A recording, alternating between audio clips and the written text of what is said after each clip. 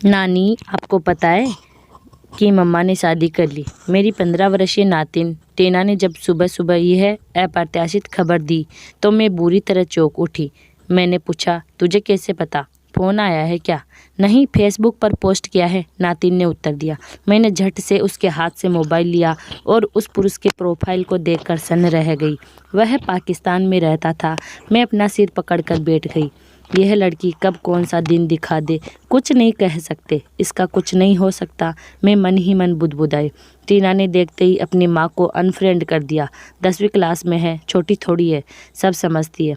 पूरे घर में सन्नाटा पसर गया था। मेरे पति घर पर नहीं थे। वे थोड़ी देर बाद आए तो यह खबर सुनकर चौंक उठे। थोड़ा संयत होते हुए बोले, अच्छा तो है, शादी करके अपना घर संभाले और हमें जिम्मेदारी से मुक्ति दे। उसके नौकरी पर जाने के बाद उसके बच्चे अब हमसे नहीं संभाले जाते। तुम इतनी परेशान क्यों हो? मैंने थोड़े उत्तेजित स्वर में कहा, अरे मुक्ति कहाँ मिलेगी, वह और जिम्मेदारी बढ़ गई है। जिस आदमी से शादी की है वह पाकिस्तानी है, अब वह वही रहेगी, इसलिए तो उसने नहीं बताया और चुपचाप शादी कर ली। बच्चे तो हमें ही संभालने पड़ेंगे। कम से कम मुझे शादी करने से पहले बताती तो, लेकिन जानती थी कि शादी के लिए हम नहीं मानेंगे।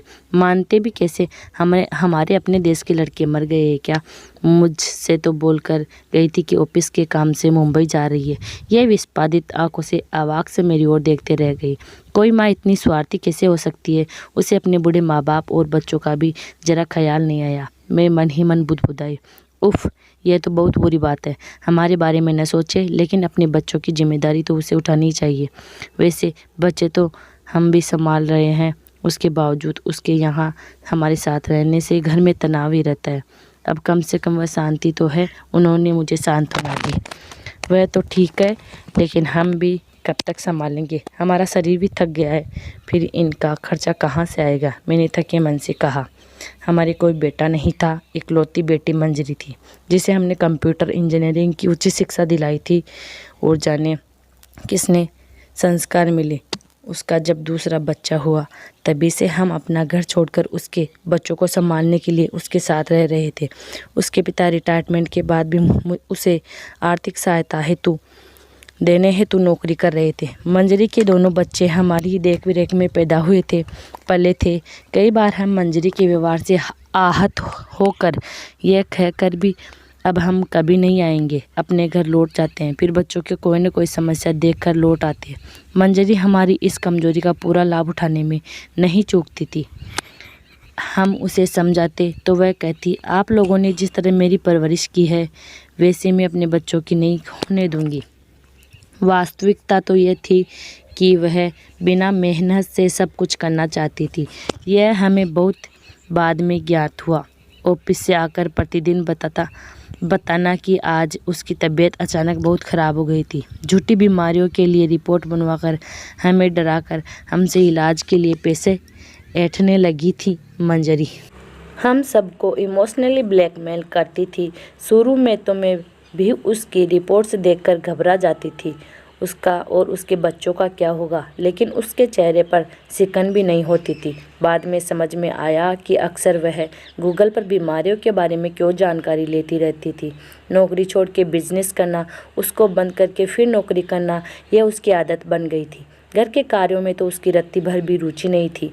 खाना बनाने वाली पर या बाजार के खाने पर ही उसके बच्चे पल रहे थे। मंजरी ने पहली शादी नेट के द्वारा अमेरिका रहने के लोभ के कारण किसी अमेरिका निवासी से की, जिसमें हम भी शामिल हुए थे। बिना किसी जानकारी के ये रिश्ता हमें समझ नहीं आ रहा था। हमने उसे बहुत समझाया, लेकिन उस पर तो अमेरिका का भूत सवार था। फिर वही हुआ जिसका डर था। कुछ ही महीनों बाद वह गर्भवती होकर इंडिया आ गई। शादी के बाद अमेरिका जाने के बाद उसे पता लगा कि वह पहले से विवाहित था, तो उसके पैरों तले ज़मीन खिसक गई थी। हम बेबस थे। उसने एक बेटी को जन्म दिया। हमने मंजरी की बेटी को अपने पास रख लिया और वह दिल्ली जाकर किसी कंपनी में नौकरी करने लगी। एक दिन अचानक जब उसने मिलने पहुँचे तो ये देखकर सन्न रह गए कि वह एक पुरुष के साथ लिव इन रिलेशन में रह रही थी। हमने अपना सिर पीट लिया। हमें देखते ही वह व्यक्ति वहाँ से ऐसा गायब हुआ कि फिर दिखाई नहीं दिया, लेकिन तब तक बहुत देर हो चुकी थी। 4 महीने का गर्भ उसके पेट में पल रहा था। असहाय से हम कर भी क्या सकते थे? अपना घर छोड़कर उसके साथ रहने को मजबूर हो गए। महरी ने जब डोरबेल बजाई तो विचारों का तारतम्य टूटा। किचन में जाकर बर्तन खाली कर उसे दिए और डिनर की तैयारी में लग गई, लेकिन दिमाग पर अभी भी मंजरी ने कब्जा कर रखा था। सोच रही थी कि इंसान एक बार धोखा खा सकता है, 2 बार खा सकता है, लेकिन ये तीसरी बार। मुसलमानों में तो 4 शादियों की स्वीकृति है, उनका धर्म ही देता है। तो क्या गारंटी है कि एक और बच्चा हो गया तो? आगे की स्थिति सोचकर मैं काँप गई, लेकिन जो उसकी पृष्ठभूमि थी उसमें कोई संस्कारी पुरुष तो उसे अपनाता नहीं। जो कदम उसने उठाए उसके बाद क्या वह अपने परिवार को तथा अपनी किशोरावस्था की ओर अग्रसर होती बेटी को मुंह दिखा पाएगी? जरूर कोई बहुत बड़ा आसामी होगा जिसे उसने अपने चंगुल में फांस लिया। पैसे के लिए वह कुछ भी कर सकती है, वह सर्वविदित था। बहुत जल्दी सारी स्थिति स्पष्ट हो जाएगी। कब तक पर्दे के पीछे रहेगी? टीना के द्वारा उसको फेसबुक पर अनफ्रेंड करते ही वह समझ गई कि सबको उसके विवाह की खबर लग गई और टीना उससे बहुत नाराज है। उस दिन उसका फ़ोन आने लगा, लेकिन इधर की प्रतिक्रिया में कोई अंतर नहीं आया। मैंने मन ही मन सोचा कि आखिरी कब तक बात नहीं करूँगी। बच्चे के भविष्य के बारे में तो उसके बात करनी ही पड़ेगी। एक बार उसका फ़ोन आने पर जैसे ही मोबाइल को अपने कान से लगाकर मैंने हेलो कहा, वह तुरंत बोली, टीना को समझाओ, मुझे भी तो खुशी से जीने का हक है। मेरे विवाह से किसी को क्या परेशानी है? अभी भी मैंने अपने बच्चों की जिम्मेदारी संभालूंगी, उन्हें किसी चीज़ की कमी नहीं होने दूंगी, क्योंकि जिससे मैंने विवाह किया उसका बहुत समृद्ध व्यवसाय है। मुझे उसका कथन बड़ा ही हास्यास्पद लगा और मैंने जो उसके वर्तमान पति की हैसियत के बारे में अनुमान लगाया था वह सत्य निकला। फिर एक दिन अचानक बहुत बड़ा सा कोरियर आया, जिसमें बहुत महंगे मोबाइल और बच्चों के लिए कपड़े थे और ऑनलाइन बहुत सारा खाने का सामान, जिसमें चॉकलेट, केक, पेस्ट्री आदि भेजा गया। सामान को देखकर चिंटू के अलावा कोई खुश नहीं हुआ। एक दिन मंजरी ने हमें अपने बच्चों का वीज़ा बनवाने के लिए कहा कि एयर टिकट वह भेज देगी और हमारे लिए भी फ्लाइट के टिकट भेजेगी ताकि हम अपने घर लौट जाए। ये सुनते ही टीना आक्रोश में बोली, नहीं जाना, मुझे आपके पास रहना है। I hate her.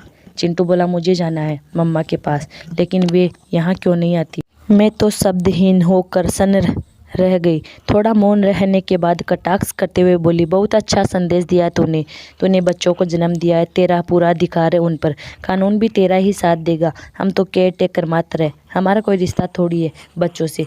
पूछे कोई तुमसे, रात भर जाकर किसने बच्चों को पाला? वहाँ जाने के बाद तो हम इनसे मिलने को तरस जाएंगे। यदि तुम्हें बच्चों की इतनी चिंता होती तो ऐसा कदम उठाने से पहले 100 बार सोचती। बच्चे प्यार के भूखे होते हैं, पैसों के नहीं। हमारी भावनाओं की तो कद्र ही नहीं है। जाने किस मिट्टी की बनी है तू। मुझे अफसोस है कि तू मेरी बेटी है। मुझे तुझ पर विश्वास नहीं है कि तू बच्चों को अच्छी तरह पालेगी। फिर मैं उस सौतेले बाप पर कैसे कर सकती हूँ? चिंटू जाना चाहे तो चला जाए, लेकिन टीना को तो मैं हरगिज़ नहीं भेजूंगी। ज़माना वैसे ही बहुत ख़राब है।